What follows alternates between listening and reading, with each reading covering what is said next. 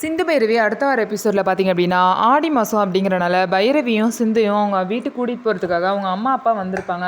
அதே மாதிரி கூட்டிகிட்டு போயிடுவாங்க. கூட்டிகிட்டு போனதுக்கப்புறம் பார்த்திங்க அப்படின்னா இந்த மாதிரி பைரவியை பிரிஞ்சு இருக்கக்கூடாது ஆறுமுகம்.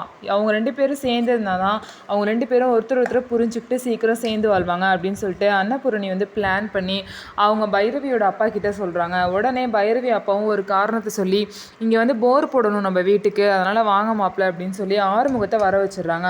அது மட்டும் இல்லாமல் பைரவி கிட்ட ஆறுமுகம் இங்கே போர் போட்டு முடிக்கிற வரைக்கும் இங்கே தான் இருப்பார் அப்படின்னு சொல்லிடுறாங்க. ஐயோ இங்கே தான் இருப்பானா அப்படின்னு சொல்லிட்டு அவங்களே நினச்சிக்கிட்டு போயிடுறாங்க. அதுக்கப்புறம் பார்த்தீங்க அப்படின்னா இன்னொரு சைடு சிந்து பார்த்தீங்க அப்படின்னா சிவாவை பார்க்காம இருக்க முடியல அப்படின்னு சொல்லிட்டு வேணுனே கை உடஞ்சிருச்சு அப்படின்னு சொல்லிட்டு ஒரு பொய்யான எக்ஸ்ரே காப்பியை நர்ஸ் கிட்ட வாங்கிட்டு ஹாஸ்பிட்டலுக்கு போயிடுவாங்க.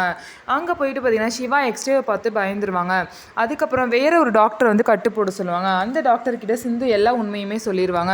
அதுக்கப்புறம் பார்த்தீங்க அப்படின்னா இதுதான் லாஸ்ட் வார்னிங், இன்னொரு வாட்டி இந்த மாதிரி பண்ணாதீங்க சிந்து, இன்னொரு வாட்டி அவரை பயமுறுத்துனீங்க அப்படின்னா நான் அவர்கிட்ட எல்லா விஷயத்தையும் சொல்லிடுவேன்னு சொல்லிட்டு டாக்டரும் சொல்லிடுவாங்க.